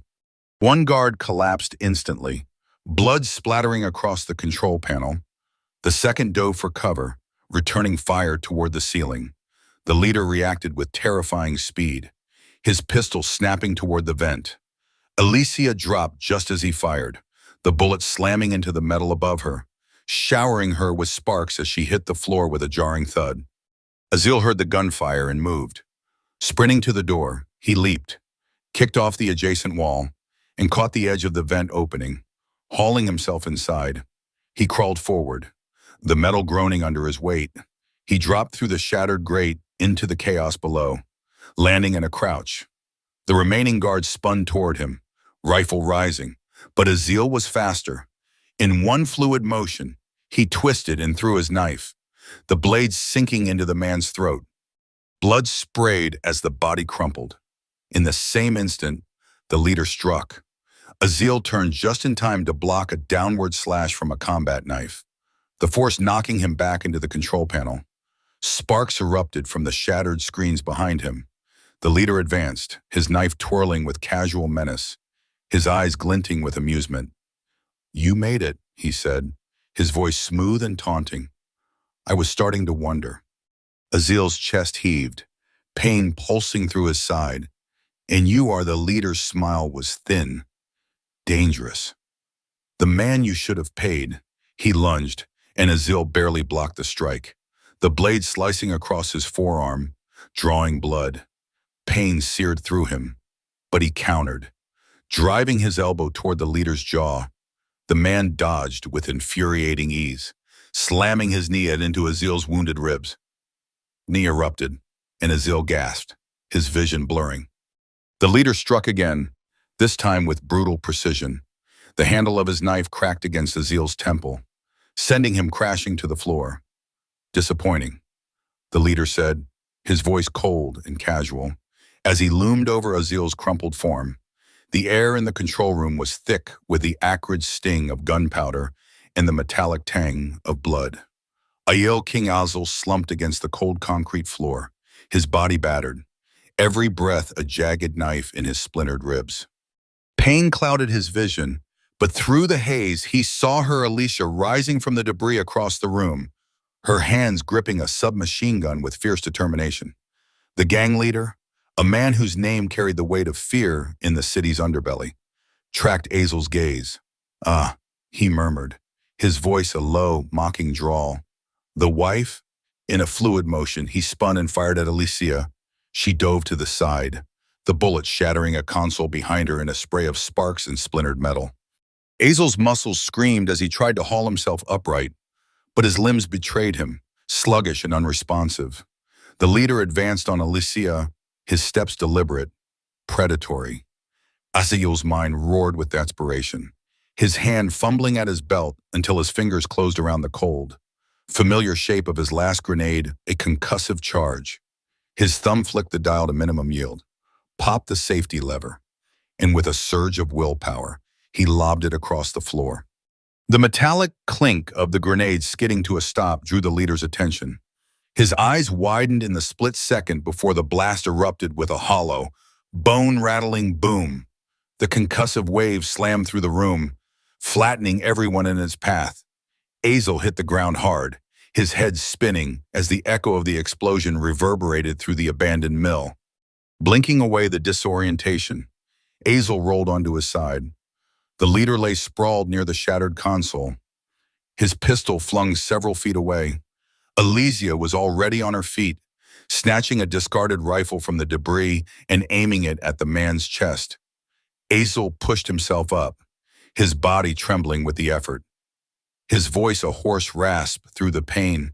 "This isn't over yet," the leader groaned, dragging himself onto his elbows, blood trickling from his temple.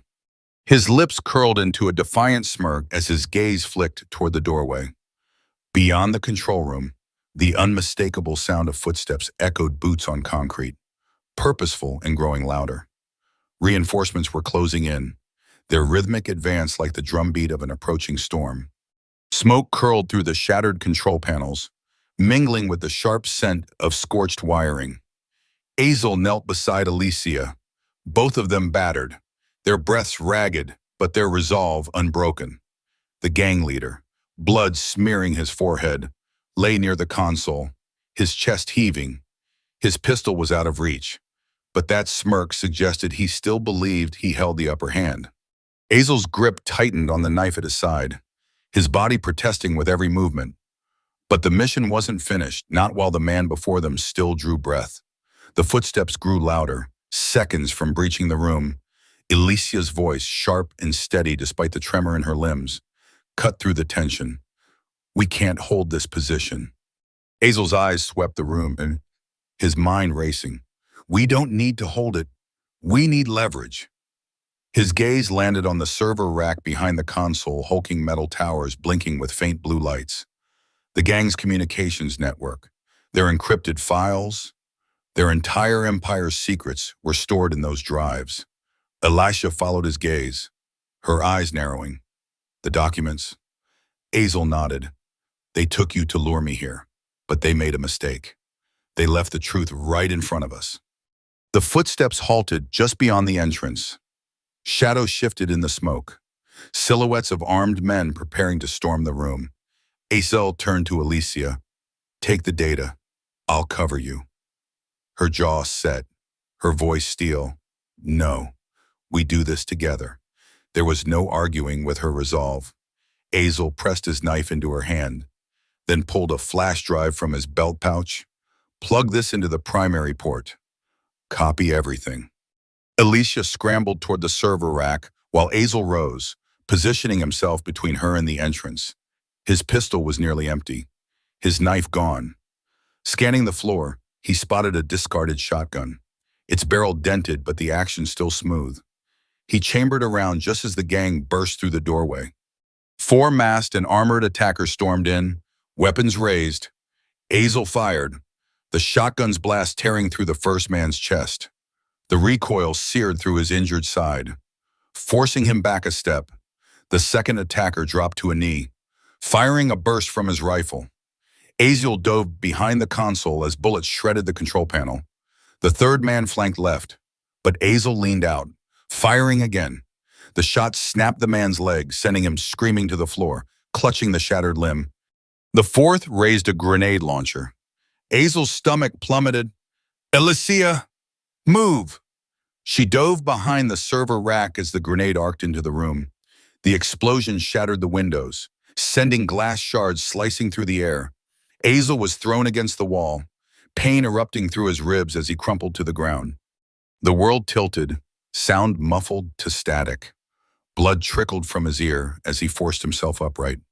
Through the dust, he saw Alicia coughing, crouched behind the server mech. The flash drive blinked, still processing the stolen data. The gang leader stirred near the console, his eyes flicking to the damaged door. His men were down, but the grenade had cleared a path for escape. Azel saw it too. Adrenaline surge, burning away the pain. He lunged, tackling the leader just as he reached the door. They hit the ground hard, rolling across the concrete in a brutal tangle. The leader drove an elbow into Azel's broken ribs, agony lancing through his side. Azel retaliated, slamming his forehead into the man's nose. Bone crunched, blood sprayed, but the leader twisted free, drawing a concealed knife from his boot. He slashed at Azel's throat. Azel caught the wrist with both hands, the blade trembling inches from his neck. The leader sneered through the blood streaming from his nose. All this for a woman and some files. "You're already dead?" Azel's teeth ground together as he forced the knife back, his muscles burning. His mind flashed through every grueling training session, every mission where survival hung on instinct.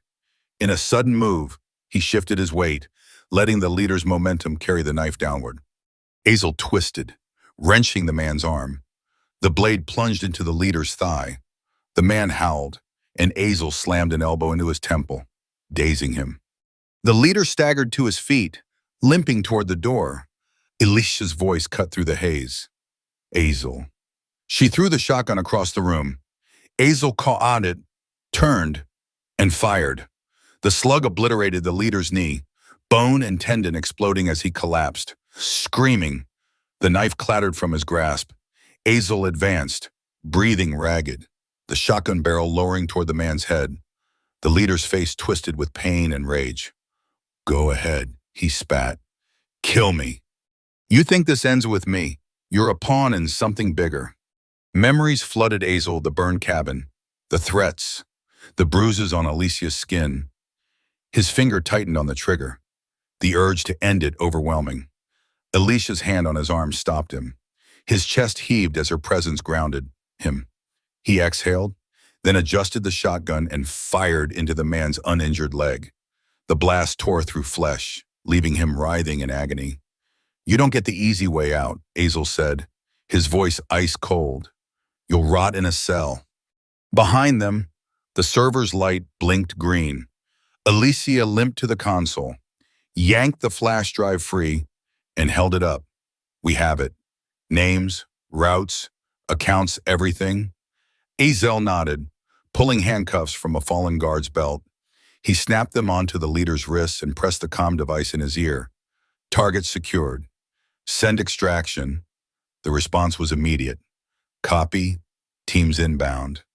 Azel knelt beside the leader, gripping his bloodied collar. "You wanted to make us feel small. You burned everything we had." His voice grew colder. "Now we own yours." The man's eyes, filled with fury and fear, darted to the server rack, the weight of his empire's collapse hitting like a death blow.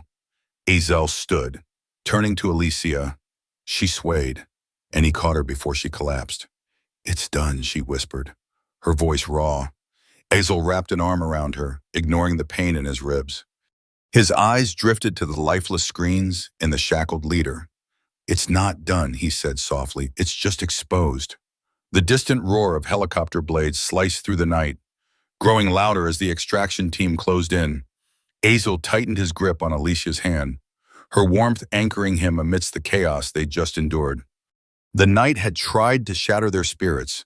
The gang had sought to bury them, but together they'd ripped the empire apart, leaving nothing but its brittle bones.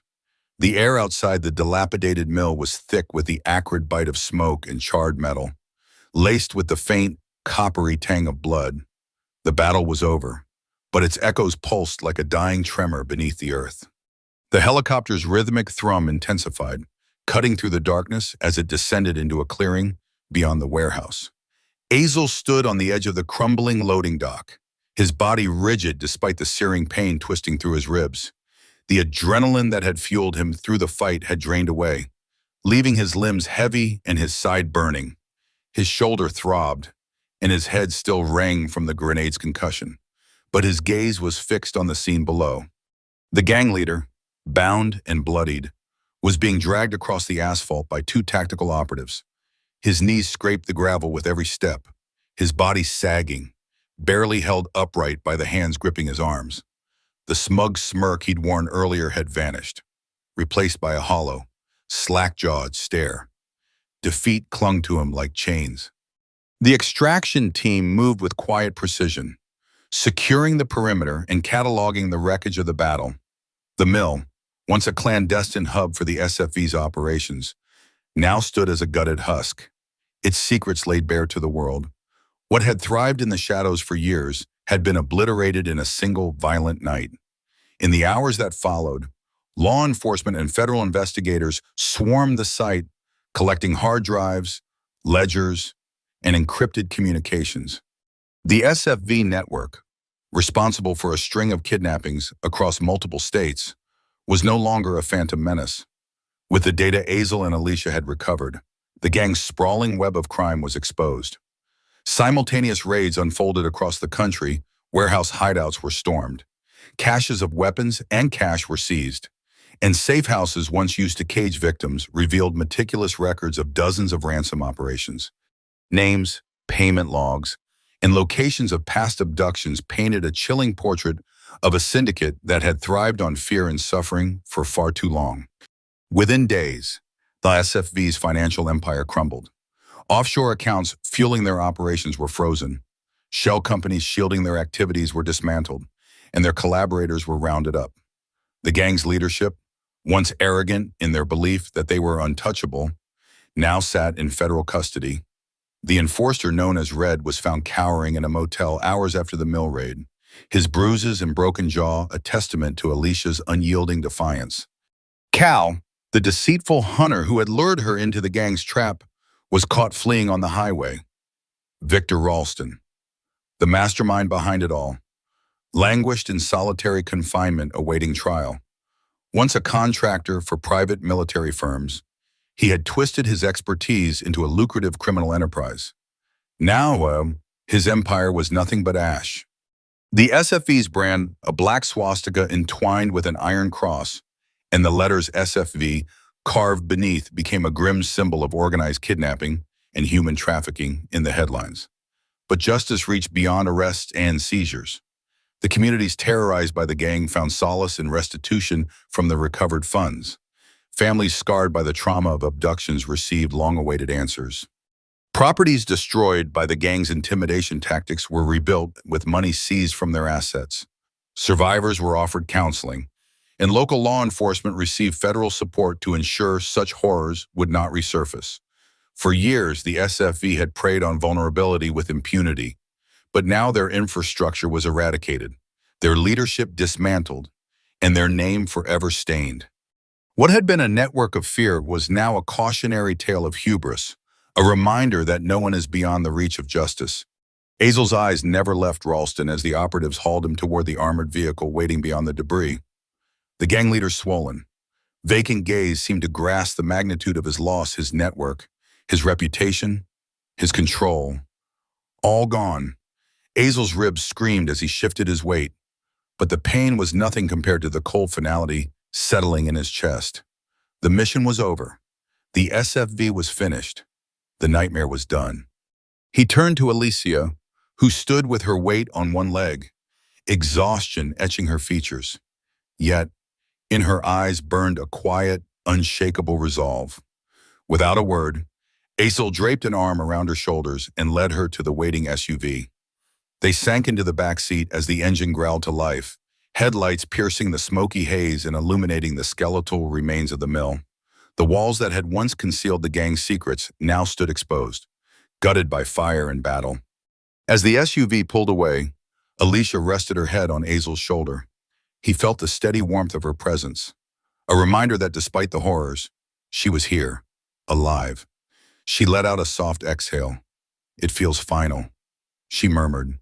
Azel stared out the window as the burning mill faded into the distance. It is, he said. They're done.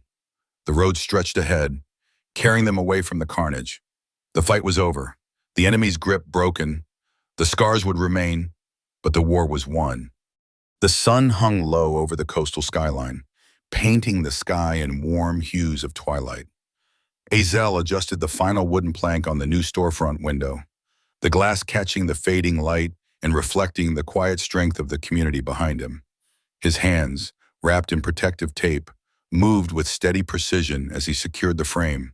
The crunch of footsteps on gravel drew his attention, and he glanced over his shoulder to see Alicia approaching, a cardboard tray of coffee cups in hand. She wore jeans and a navy sweatshirt, her hair pulled back in a loose ponytail. The bruises on her face had faded to faint shadows, and the scar at her temple had healed into a thin line.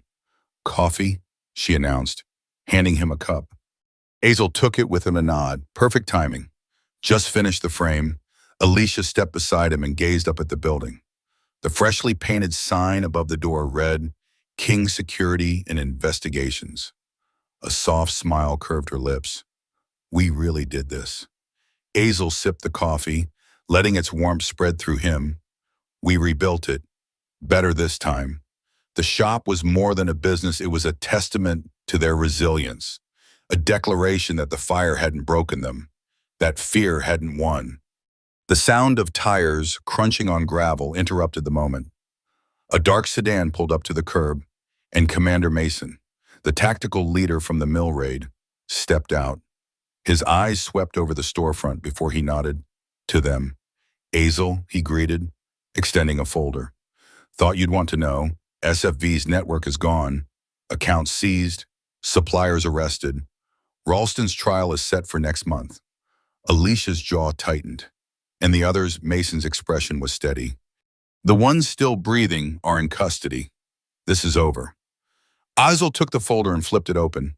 Names, addresses, closed accounts, once thriving criminal empire reduced to paper ruins.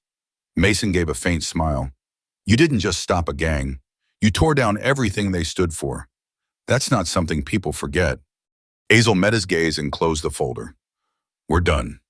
Mason nodded and walked back to the sedan. As the car vanished around the corner, Alicia stepped closer, lacing her fingers with Azel's. The breeze carried the scent of salt and the promise of a tranquil night. They stood in silence, watching the sun's glow fade.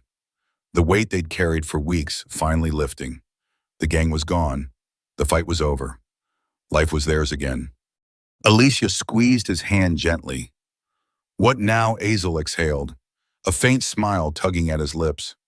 Now we live. Her smile mirrored his, soft and genuine. The sun dipped below the horizon, casting long shadows across the quiet street.